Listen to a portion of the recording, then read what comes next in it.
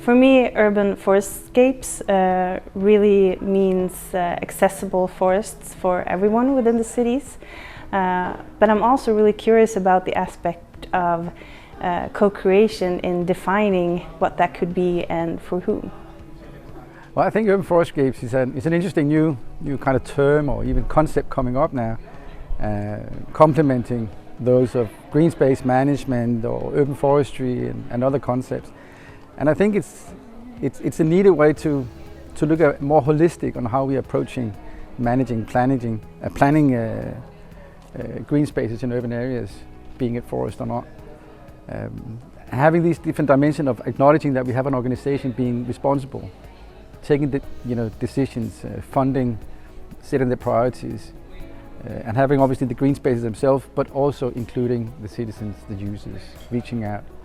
It's actually where we have the governance aspects to it, acknowledging that we can't really do anything today without involving or engaging the local communities, those who actually both know about what works best, but in principle, in many cases, also those who's actually paying for it via their taxes. For me, it's an area that is urban and have forest, and there is a lot of individuals and stakeholders that have views on the forest, how they would like it to be now and also maybe in future. And I think it's important that there is an active management, both in short and long term, and also to inform why are you doing different things. Maybe it can be negative in the short term, but it will be positive in long term. If you do nothing, it will be maybe better in the short term and really negative in the long term. For me, it is part of a rethinking of the infrastructures for living, but also for transport throughout the city. It includes different functions within the city concept as part of ecosystem services, be it for better climate, for better living spaces as an extension of the outdoor environment and gardens of the population, but also with crucial functions when there is heavy events like stormwater events, excessive snow, excessive heat, to use ecosystem services to better buffer the impacts on cities. To me, it would be not single trees. I would want some sort of landscape perspective, meaning I would